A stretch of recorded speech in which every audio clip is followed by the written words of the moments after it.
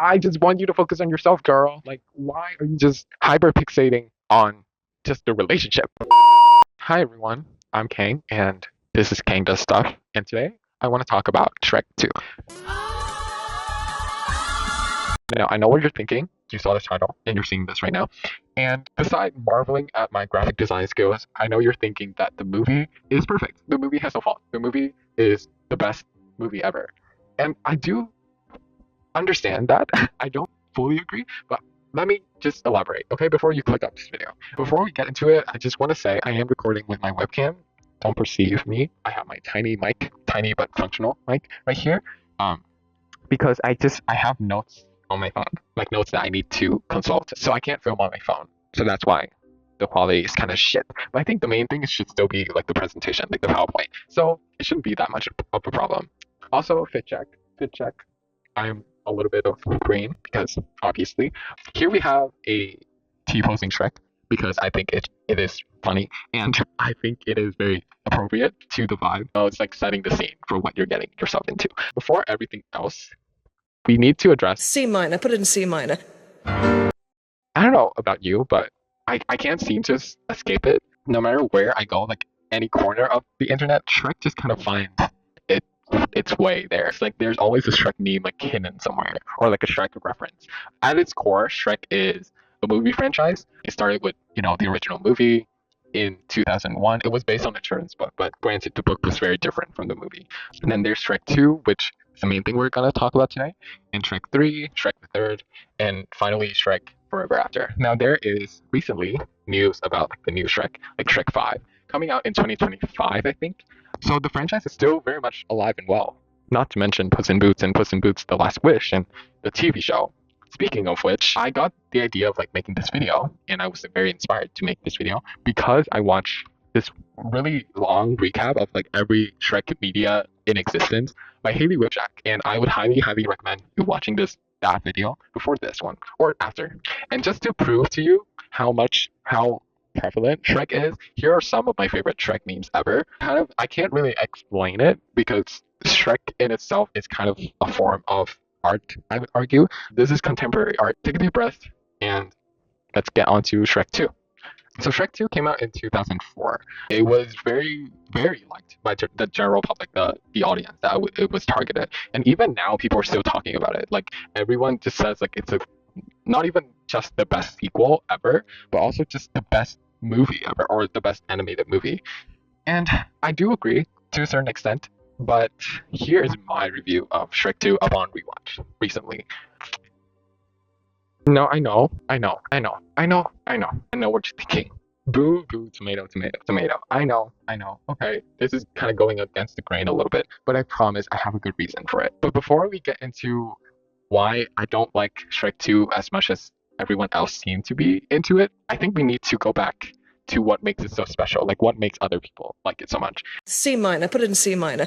So I'm gonna do a recap, kind of the movie and point out the stuff that I really like about it. Obviously, it's not gonna be like a thorough recap. Like if you want to watch the movie, like go watch the movie. I never really understand like recap without adding anything to it. So this recap is just gonna be like stuff that I kind of like stuff that I remember from the movie, from the rewatch. For this video, I'm gonna be using just strictly screenshots and like the subtitles that say the lines from the movie. I'm not gonna use any clips because I already know like copyright's gonna be held. So that's what we're going with. So the movie starts with like a fairy tale storybook-esque kind of like medieval font retelling or like elaboration on how Fiona got to be like in the tower, and I love it. It's kind of iconic. I mean, the first movie kind of started like this too because famously it was based on a storybook.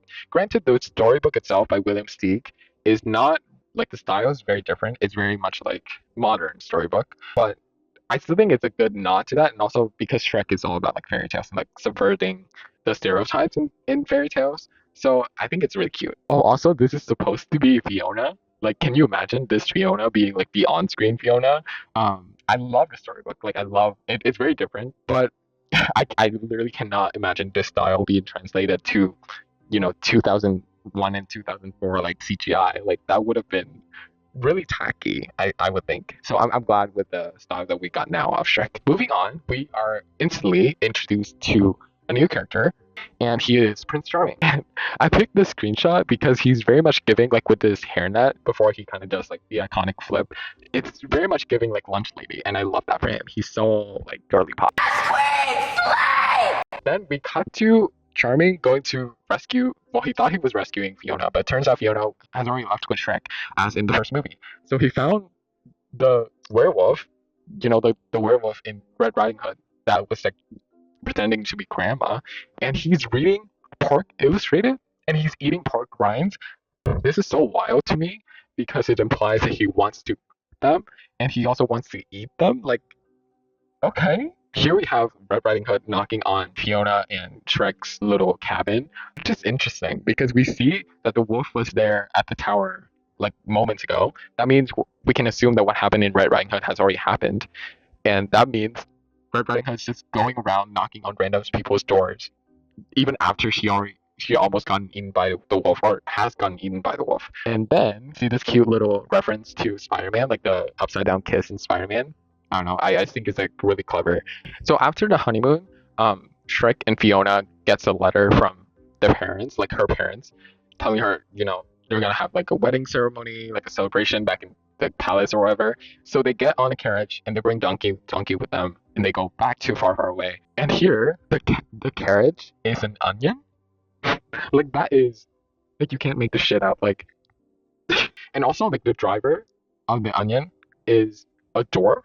I would assume this is one of Snow White's dwarfs, and I will get into the others later. But that means we have one out of the seven dwarfs accounted for. Okay, put a pin on that. We'll come back to it. And then they arrive in Far Far Away. It's kind of like an LA, like Hollywood-esque town. And we see this man, like this commoner, just like scraping the horses, just like how people would, like clean the windshield of a car and ask for money. And this dwarf gives him money. Like, why is it too real? Like, and when they get to the castle, Fiona and Shrek gets off the carriage. Everyone was cheering, but they stopped when they see Shrek and Fiona because they're scared. Like, oh, grr. And I love this little exchange between like this intercut between the king and queen and Shrek and Fiona. Like, they just kind of like finish each other's sentences like unknowingly, and I think it's like really smart, and it keeps the interest kind of going, because they had like a long way to like walk from where the carriage dropped them off to the palace gates. I guess I think like it's like a really neat way to like storytell from both perspectives. And then obviously they have dinner, and we have the iconic dinner scene. This scene is so popular. Like, if there's one scene from Shrek 2 that everyone remembers, it's this one. So I don't really need to elaborate that much. It's kind of iconic all around. I think this one is from Tumblr, like this photo, of like intercutting. Everyone's just yelling each other's names, and then Donkey's just yelling Donkey because he's Donkey. And there's one joke in this scene that I like a lot. Is like the chef like brings out all the food and he says bon appetit, and Donkey thought it was Spanish. So he says, "Oh, Mexican food, my favorite." I don't know why it's so random, but it just makes me laugh. And then, because the girls are fighting in the dinner scene, like Fiona goes and cries in her room, and Fairy Godmother. I'm just gonna like shorten her name into Fairy GM. I know what GM is. Okay, I'm not uneducated, but I'm just gonna call her Fairy GM for short. So Fairy GM turns up, and she kind of has like a sleigh musical number about what she can give Fiona, and like all her wishes can come true as long as she wishes for something, whatever. So then there's a random Prince Charles cameo. I would say Prince Charles jump scare. Oh, brother! Why? Like, at the point that this movie came out, like his sons, like Prince Charles' sons, Prince Harry and William, I think, those princes were both like, like young adult age. So why not them? Why Prince Charles? Like, he's like an old man. I don't know. It's just kind of out of place, I think, but it's kind of funny too. It's very camp. In this sequence, the fairy GM, she gives Fiona all this stuff, but at the end, all the stuff that didn't really exist in Fiona's room already kind of disappeared, just as this like golden dress that Fiona's wearing in this shot. But she also gives Fiona a dog, and the dog actually has a page on Shrek Wiki. Like, the dog's name's Puppy Dog. Like I said, all the stuff that wasn't already in Fiona's room kind of disappears after that musical sequence, but the dog stays. Like, the dog kind of just like materialized, and it's just given to Fiona, and it is shown again and again in other scenes of this movie. So we just have like a new character, I guess. But he's very cute. I will give him that. And then Shrek shows up, and Shrek and Fiona had to fight. During the fight, the dog was like barking. Puppy dog was barking, and Shrek yells at him, like screams at him in an ogre way. And I don't know, this shot of like Puppy Dog like using his ears to like cover his face is so funny and cute. So I had to include it. Afterwards, during the night, Fair GM comes back and takes King Harold out um, to threaten him and to tell him what he needs to do to uphold secret contracts. And then on their way out, Fair GM stops at like a drive-through, like a parody of a drive-through. Apparently, the brand noted here, Fry's Frat Boy, is a reference to a real life brand, Fritz Big Boy. But for some reason, this color palette, like red and yellow and blue, just reminds me of like Duloc of Farquaad's Kingdom from the first movie. So to me, it's kind of like, like a little dig on how fast food is like part of like a toxic industry, like in Duloc. I don't know. That's just my headcanon. And then the king goes to the Poison Apple. It's like a bar for like villains, and he kind of inquires for someone to take out Shrek, like take care of Shrek, if you know what I mean. And when he mentions ogre, all the villains kind of turn around and look at him. And you can see here there are two dwarves here, so that means three of the dwarves are accounted for. As if you remember, one of them was driving the carriage with Shrek and Fiona. In fact, let me go back a little bit. In the honeymoon montage, we see four dwarves making rings for Fiona and Shrek, which is interesting because that means all the dwarves are kind of like separated after like Snow White gets her happy ending, I guess, which is kind of sad. So that night, because of the fight earlier with Fiona, Shrek feels guilty and he can't sleep. So he gets up and he looks at Fiona's diary. Naturally, that's what people do when they can't sleep. And he sees that she's been dreaming of like marrying Prince Charming since she was like locked in the tower, since she started getting locked in the tower. And so that adds even more to his insecurity because he just thinks that he can't compete to this Prince Charming or this image that Fiona has of Prince Charming. And then King Harold came to find Shrek and tells him that he wants to meet the next day to fix things and to repair the bond and whatever. So Shrek comes to the meeting point, but he gets lost in the woods. And then he gets mad at Donkey and he says sorry to Donkey. He apologized for real. And I think this is a good like proof of character growth in Shrek. Because in the first one, except for the big apology after the miscommunication, Shrek doesn't really do this. Like he doesn't really like take responsibility. He just blames everyone else. So the fact that he like after being reprimanded by Donkey a little bit, he actually just says sorry by himself. Um, I think it just proves that he has become a better person or a better ogre, I guess. And then we find out that the assassin that the king hired last night was Puss in Boots. And then Puss tries to attack, but he gets overpowered by Shrek and Donkey. And then he just makes up this story of how he has a litter of brothers and his mom is sick and his dad is like eating garbage or something. And based on the knowledge that we actually know, like the lore that we know about Puss later, not in this movie, but like in the franchise, like in Puss in Boots and Puss in Boots 2 and the TV series, we know that he is an orphan. Like he doesn't have, well, he has like his adopted mother, but he doesn't have any brother or sister, except for Humpty Dumpty, I guess. But he definitely doesn't have a litter of brothers or a father. And then there's an aliens reference, which is so fitting to the scene. After the altercation with Puss in Boots, they decided to keep him around, and Shrek used Fairy Godmother's like business card to call on her, and it needs like a single tear, like if you cry, then the Fairy Godmother showed up. And so Shrek tries to make Donkey cry, and he just tells a really sad story about how like his origin story, and we find out that Jack and the Beanstalk, is Donkey's former owner. Based on this line here, like the old farmer tries to sell me for some magic beans. That is the Jack and the Beanstalk story. This is a little bit of lore that I don't think a lot of people kind of recognize from this scene. But there you go. Puppy dog screen time. Puppy dog screen time. The shot has literally nothing to do with the plot, like at all. But I just want to include it because Puppy Dog's the cutest. Shrek and Donkey and Puss in Boots comes to find the fairy godmother at her factory, and the shot is interesting for three reasons. First, we see the before and after of like the Cinderella story, but that is not how Cinderella looks like, and it's already established in the Shrek universe that like what Cinderella looks like because we already saw her in the first movie. Two, the chairs kind of look like like the cast chairs when they're filming a movie or something. I just thought that's like I don't know if that's intentional or not, but it's cool.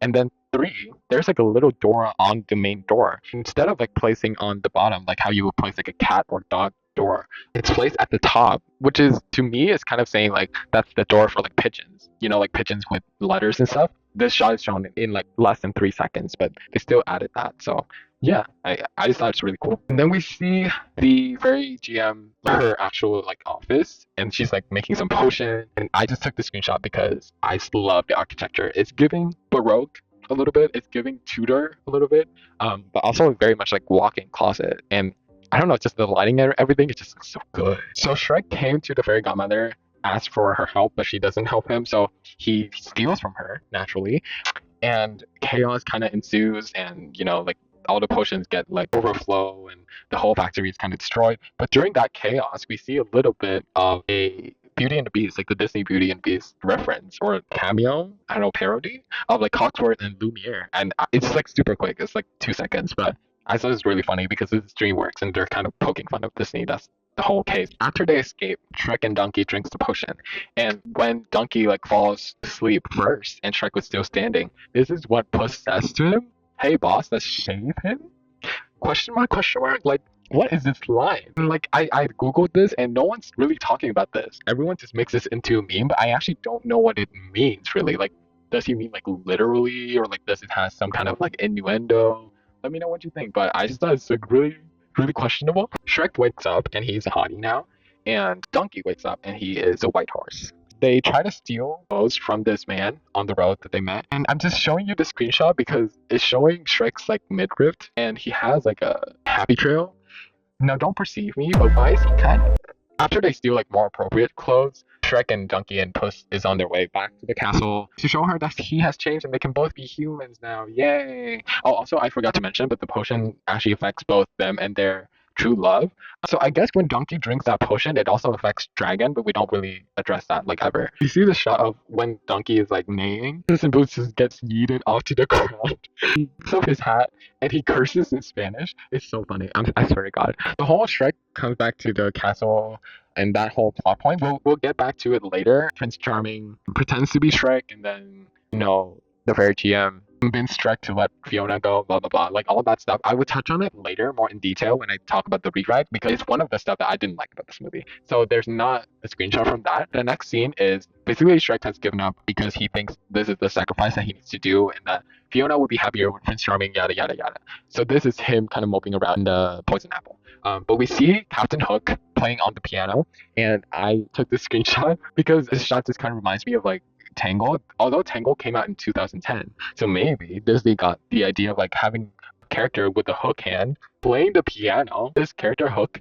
he's always on the piano. Like if you watch Haley Whipshack's video, you would know like in every Shrek media, if we see him, he's on the piano. Even in fighting with other people, he's on the piano. And I love that. And then Shrek finds out the real plan of like Fairy GM and Prince Charming because they had a meeting with King Harold in the pub as well, but they get caught while eavesdropping. So Shrek and Donkey gets arrested. Then we cut to the wedding celebration that the kingdom's having that night. And I don't know why, but the line "the abs are fab" and it's gluteus to the maximus is kind of giving to me. Like if you don't know, gluteus maximus is like the muscle on your butt. I don't know why this line is phrased like this, but it makes me giggle. And then we see Hansel and Gretel walking down the red carpet.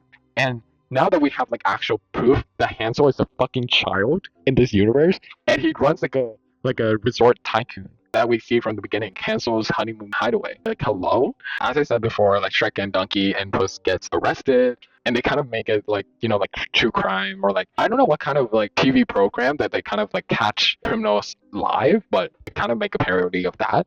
And instead of macing him, because mace doesn't really exist, they pepper him. They use like a pepper grinder and they pepper his face. Like, that's so funny. That is so funny. Then the whole gang from the swamp, like Pinocchio and the wolf and Gingerbread Man Gingy and the blind mice and the pigs, they come to rescue Shrek and Puss and Donkey. Shrek then asks Gingy if he still knows the Muffin Man, and they go to the Muffin Man and they make a giant Gingy named Mongo. Then, as Mongo takes the whole gang back to the castle to rescue Fiona, they came across a Starbucks. Obviously, it's a parody on like Starbucks, but like the people from the Starbucks, they just run across the street to another Starbucks. And I just think it's like a really smart and like fun way to show like social commentary on consumerist behavior. And then at the castle, it is, the wedding celebration, but Fiona feels suspicious about this new Shrek, like the Shrek that Charming is pretending to be. And so she consults with her dad, but then her dad like he was supposed to give her the potion to make her fall in love with Charming, but he ended up not doing because he loves his daughter and he wants the best for her. But he does tell her to like give it a go, like give it another chance. So she comes downstairs and she celebrates with everyone and she dances with Charming to like set everything in motion. The fairy godmother sings a cute little song, which I think is the best scene of the movie, and a lot of people will agree with me. She's a runner, she's a track star. Like a lot of people love the scene, and for really good reason. Like it is an iconic scene and an iconic rendition of this song. But I think the most iconic thing is the intercut between this, like her performing, and then Charming and Fiona dancing, and then Shrek and the gang trying to break into castle. Like everything's like really high like intensity and like dynamic happening at the same time. It's kind of giving. You know what it's giving? It's giving that scene where in Glee, Quinn is like giving birth, and it intercuts with Vogue Adrenaline performing Bohemian Rhapsody. Like that's the level that's on. I think both iconic. Okay, go watch this scene on YouTube. Like I promise you, it's worth your time. Shrek breaks into the castle, and they try to steal the wand from Fairy Godmother to so that she doesn't use magic on them, and then Prince Charming kisses Fiona, but realizes it doesn't work because she hasn't taken the potion. Fairy Godmother turns King Harold into a frog because that was his original form. He explains to everyone that he just wants the best for Fiona. He says sorry, blah blah blah blah, and everyone accepts him as a frog. And then like Shrek tries to tell Fiona that she can stay human with him if she kisses him before midnight, but she said she wants to live happily ever after with the ogre that she married. So that problem is solved. So they both turn back into ogres, and that's how the movie ends. And then at the end, obviously, there is a musical number. I think the main singers were just Donkey and Puss. So they sing a rendition of Livin' La Vida Loca. And then we see this shot of Gingy dancing with a pixie, having the time of his life. And I took this screenshot because I just think it's kind of morbid. Giant gingerbread man Mongo, who was like helping them get into the castle, got drowned by hot milk earlier. And as this is going on, he's just rotting in the moat in the river, and everyone's just like having fun. Especially Gingy should care about him, but Gingy's just like fuck off, and he's just like singing along, drowning in the water. Like hello, we have a mid-credit scene where we see Dragon again, and Dragon and Donkey apparently have kids now. Good for them, I guess. But yeah, that's basically how the movie ends. It's a sweet, cute little movie. As we can see, it has a lot of good moments. And I think the main success of the movie is the comedy and like the endless like pop culture references that still feels very like topical and still feels very like it hasn't aged that much. I think one more thing that I haven't mentioned yet is the soundtrack. Obviously everyone knows like the Shrek movies soundtracks are very like iconic and like it used popular songs and like it fits the tone of the movie. But I do want to give it its flowers for having the soundtrack that kind of like appropriate to what's happening on screen, if you know what I mean. Like the songs kind of give more context to the scenes itself. So listening to the lyrics of the songs can give you a deeper understanding of what the story is about or like what they want to commentate on. And I think it's like a really smart tool of storytelling that this movie utilized very well. C minor. Put it in C minor. Okay, so given all my praise, what is my excuse to not like this masterpiece? Well, I'm glad you asked. I just didn't like the main plot line, like the main conflict. This line of Fairy GM. She's a princess and you're an ogre. Like I think that dynamic, it's kind of repeating of the first movie, and I feel like it was not handled in a way that it feels necessary to have this new development in the conflict. It just feels redundant. Basically, this fight between Shrek and Fiona after the dinner scene I think is like what kind of pushes the plot into motion. So here we see that Fiona is saying Shrek is acting like an ogre, and he says like he is an ogre and it's not gonna change. But then Fiona says like I made changes for him, so maybe it's kind of implying that Shrek just needs to adapt to her needs as well, which is fair, which is very fair. The word ogre is thrown around a lot. The first quarter of the movie kind of established that like Shrek's personality as an ogre is the problem. It doesn't really say much about like appearance. So it is pretty weird when he goes on a quest and he finds this potion that is all about just beauty. The potion does say like beauty and happiness divine, but when he drinks it, Donkey makes a point to say like he is still the old mean ogre that he's always been. So that means it doesn't change anything inside, it only change his appearance. But he still sees that as like changing enough to go back, to decide to go back to Fiona and like make her accept him. Which is when he finds out like that she is with Prince Charming now, or he thinks that she's with Prince Charming, and Prince Charming's just pretending to be Shrek, and he gets manipulated by the fairy godmother. Here's where that scene of him looking at them through the window, it just really bugs me for many reasons. When he sees Charming taking his place, regardless of if he thinks Charming is Charming or is Charming pretending to be him, like at that point, if it's all just about appearance, then isn't Shrek and Charming on the same level? Like, we're not talking about like objectively who's more handsome or whatever, but they're both human. So like the appearance problem is only a problem because he was not human, but now he is human. So why is Charming placed above him? Like, why is he letting her go because Charming is more fitting if the problem is about appearance? But if the problem is not just appearance, then why did he think the potion would change? Because the potion only changes appearance as established by Donkey. It just feels very like paradoxical in that sense, I think. And like if you want to argue that it's about like status or rank, it just like Shrek doesn't really care about it. He made it clear the whole movie that all he wants is for Fiona to be happy. And like he knows that Fiona doesn't care about rank or status. They've already married.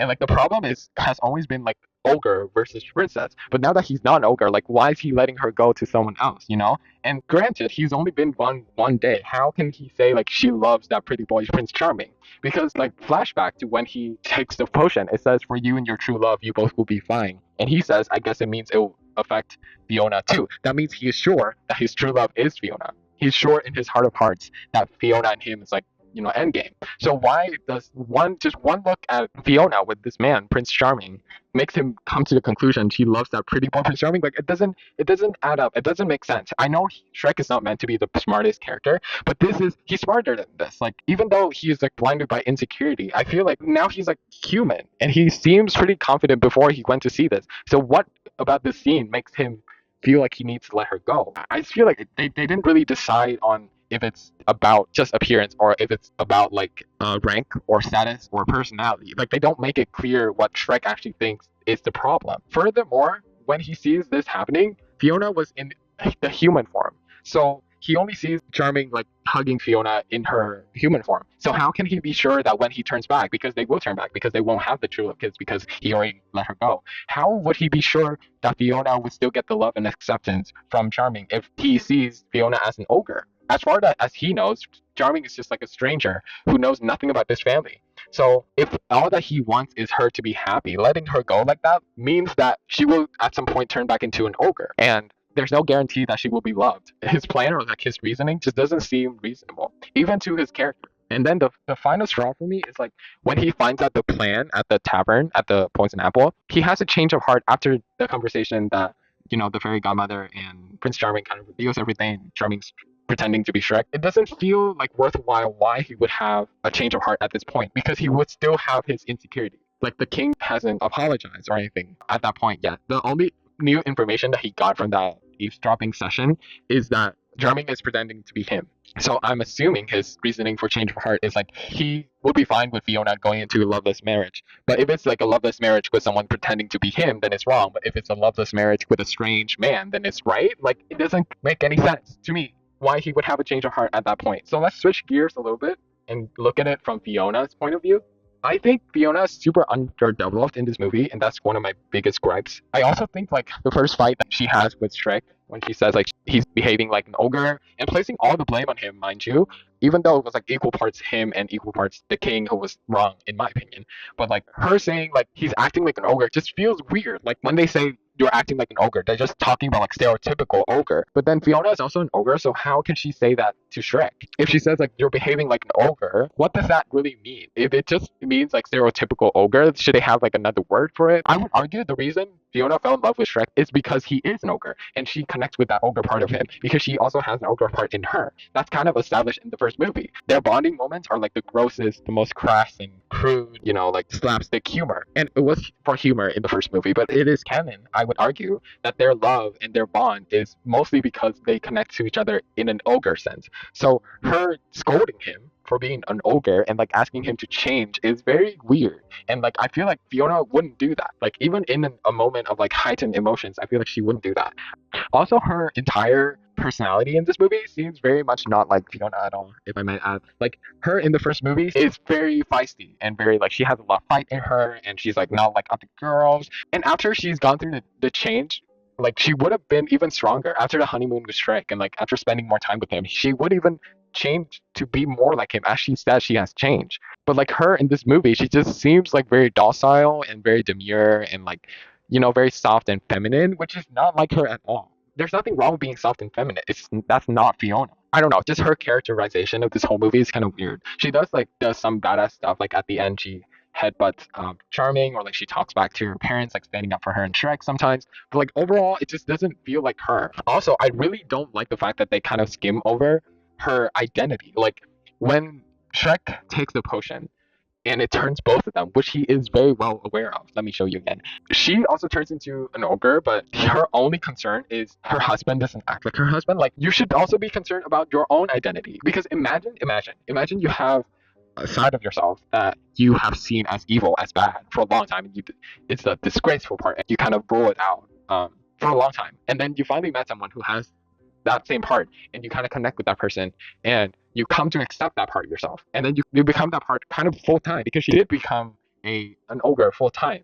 And then suddenly you turn back to the part that you think is good of yourself, and you become only that part, and that bad part, or like the bad part that you accepted, is just suddenly gone. Like, there should have been more crisis within her. You know what I mean? Like, obviously I don't want anyone to struggle, not the main characters at least, but the struggle should be there for more character growth and depth, because there's nothing else for Fiona to do in this movie. That's why she doesn't have that much screen time. If she was to be turned into an ogre, that should be addressed. Like, her identity switch should be addressed, and should be at least a few scenes, throw in a few scenes here and there, saying like her being confused with how she should act, and make her realize that being an ogre is like not just part of Shrek, and make that part of her character growth, so that when she says at the end, "I want to have what every other princess wants, to live happily ever after with the ogre I married," it has more weight, because she also missed that ogre part of him. That's why she wants to turn back, because she likes that ogre part of herself. But have her turn into human without any like bad consequences, and she doesn't realize anything through her time being human. She only realized that the one that's pretending to be my husband doesn't seem like my husband. Like, I just want you to focus on yourself, girl. Like, why are you just hyper fixating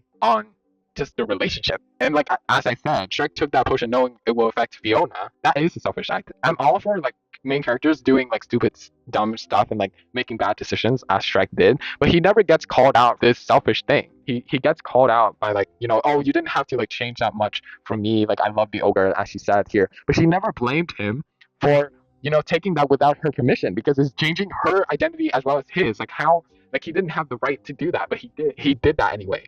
So he should be held accountable for that if they want to like move on and become more like healthy in the future, which they did, I guess. I haven't rewatched the third and the fourth Shrek movies in a while, so I could be wrong. We also have this scene where Fiona was almost like leaving the castle, like straight up saying like she and Shrek doesn't belong here.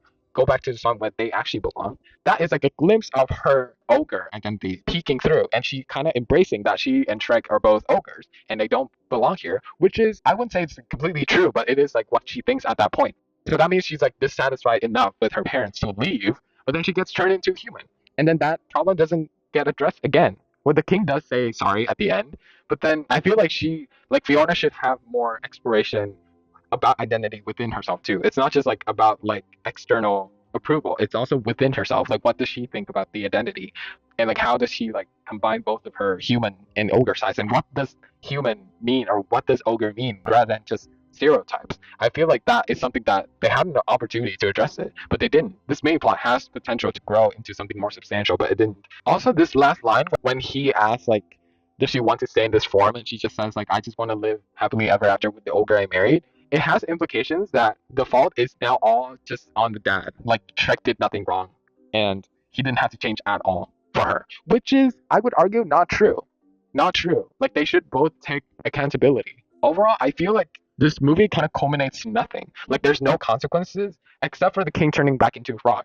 But that's like a different plot line, you know what I mean? Everyone just kind of goes back to where they started. Like, it feels kind of inconsequential, and like it feels like no one learned anything. At the end of the day, I think the message of like loving someone for who they are, as they are, is just kind of getting lost in all of this. And I feel like it wasn't really handled well.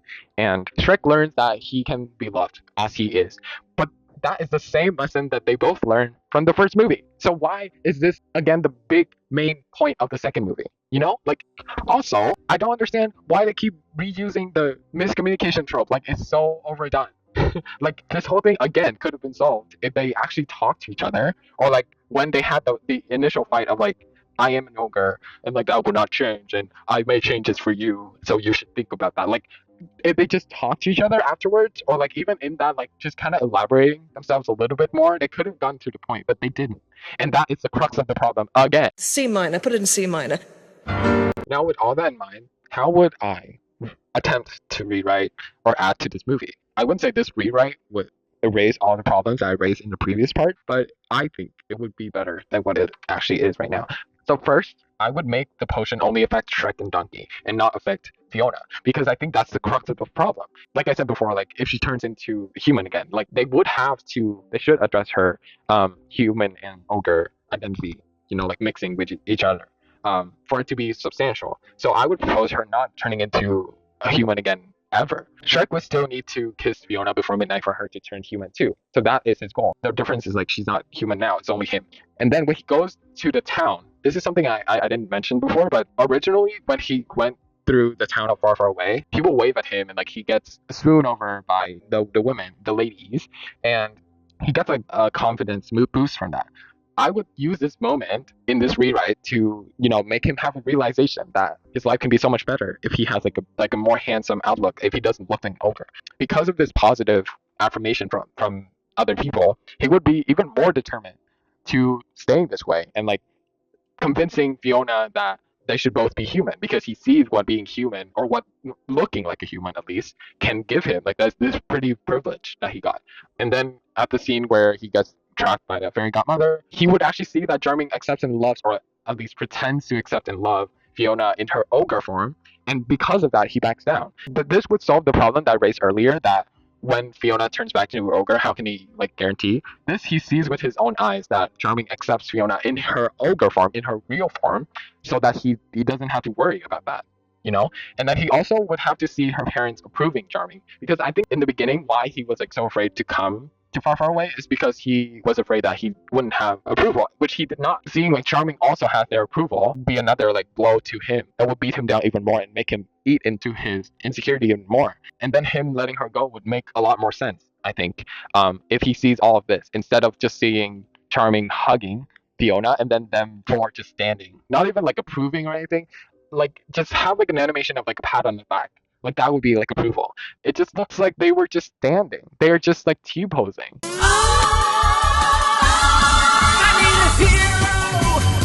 It doesn't look like approval. So if I were to rewrite, I would make it like more obvious that her parents also approve Charming and they all like, you know, are happy, happy, happy. That would make his decision to leave make more sense too. And then his change of heart would come at a point where he realized that Charming is disgusted with ogres and doesn't actually love Fiona, because Shrek cares so much about Fiona. That will like push him over the edge and make him realize that no one can love Fiona as much as he does, and like no one can accept her form. Even her parents doesn't even fucking accept her form. Only he does. So that's what makes him will turn back. I think that makes more sense. If it's like personal from Charming, the disdain from Charming to Fiona would push Shrek a lot more than just their overall sketchiness or like them deceiving everyone. I would also add a minor detail that when this celebration, this wedding celebration is happening, Shrek, seeing all this as he breaks into the castle, he would realize that status is not the problem. As far as they know, it was still like Fiona marrying a commoner, because Charming was like dressing up as Shrek and like pretending to be Shrek. But everyone just says like Prince Shrek because he's like marrying into royalty, and no one knows that Charming is actually royalty at that point yet, and everyone's already celebrating that. So he realized that status and rank is not the problem. At this point, his only insecurity is about appearance. I feel like this detail would add a lot in like making him realize that a lot of the things that he thinks matters of Charming and why he thinks like Charming is above him is actually unfounded. So the final battle, because of all the changes in the plot in this rewrite, I would have to change a lot of things about it. So let me walk you through how it goes in the Shrek 2 movie right now. So Shrek arrives. They try to take Fairy GM's wand to prevent her from harming Shrek or like hindering their progress. And then she tells Charming to kiss Fiona, and he did. And everyone thinks Fiona would fall in love with Charming, but she didn't. And she headbutts him And then Fairy Godmother confronts King Harold and he reveals that he did not give her the tea. And then Charming just magically gets up from that. He was being knocked out for 2 seconds, but he got up and he steals back the wand and gives it back to Fairy GM. And Fairy GM strike. And King Harold jumped in front of Shrek and Fiona to protect them. And his shield kind of reflects the curse back to Fairy GM. So she gets defeated, but he also gets struck by that same spell. So he turns back into a frog. Fairy GM turns into Bubbles. The king says sorry, and Shrek asks Fiona if she wants to stay in this form, and she says the same thing that I mentioned before, and they transform back both into ogres, and Donkey transforms back into Donkey. And then it's a happy ending. That is how it goes right now. In my rewrite, it would go a little bit like this. So Shrek still arrives with the crew, but as he is arriving, Prince Charming is already kissing Fiona, and then Fiona like headbutts him, the same thing as before. But as this is happening, because the fairy godmother was so surprised by that, she drops her wand, and the crew like try to chase her for the wand, and then she gets restrained, and then Shrek does the whole thing asking Fiona, and like they transform. But when they're transforming, everyone is distracted, so Fairy GM steals her wand back and strike King Harold just like before, and he says sorry at the end. The reason for my change for this is because Fiona knocks Prince Charming out, and then he comes back in like 2 seconds and he steals the wand back. So like the whole chase for the wand, though it is very cool visually and like it's very dynamic, and like they show like how different sidekicks in the swamp crew can do. Um, it just feels very like inconsequential again. Like it feels like what was the plan? Like taking the wand if they're not doing anything with the wand, you know what I mean? It just feels like it wasn't necessary. So that's why I propose this change that the wand chase happened after the kiss with Prince Charming. So like there's some stakes on it, right? And then she steals the one back, so it's like a fake out. And then she gets another chance, but then she fucks up her another chance, you know? So it would be more interesting, in my opinion. Whereas I think the final battle in the original, it's just like there's things happening, a lot of things are happening, but it feels kind of like out of order, and like there's a lot of gaps where people just dance around a lot.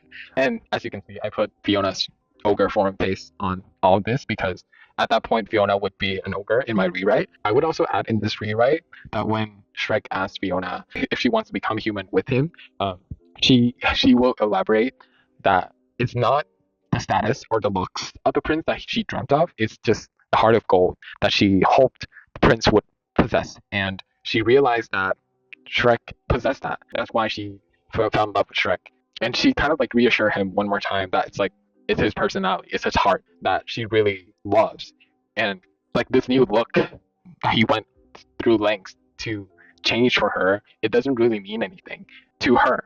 So they decided to change back. And like I think at this point it could be interesting to weave into a point of like her kind of embracing her ogre identity as well, and then kind of like, you know, reminiscing over like the good things that they can do as ogres because they did that on like their honeymoon or something, like on their time like going on the last journey in the first movie, and you know, just like embracing that more, so them turning back into ogres makes more sense. I think that would be nice. So yeah, that is how I would rewrite Shrek 2. Overall, I really enjoyed this movie. My review of like 3.5 stars, that's really good already. Like if I didn't like it, you would know. Like you would definitely know. It would be like 1 or 2 stars or something. So this being 3.5 stars, that is good. You know, like don't take that as like a dig towards this movie. Overall, it is still a very solid, good movie that I really enjoyed. And I think they did a really good job with especially the comedy and the world building and like the soundtrack. Oh my god, the soundtrack. Even like visually, it looks a lot better than the first one. And like this being out in 2004, it is pretty impressive to have like such good graphics. But I do have like some problems with the main plot, and that was how I was gonna fix it. So yeah, that's the end of the video. I'm gifting you these memes. You're welcome. I don't know if this is gonna be just a one-off video or if this channel is gonna be like making a comeback. But if anything, I'll post on the community tab maybe. No matter what, thanks for watching this video and thanks for being on this small journey with me. I hope you enjoyed. I hope this was entertaining or insightful in some way, or at least interesting. Yeah, have a good day or night, and I'll see you next time if there's next time on this channel. Bye.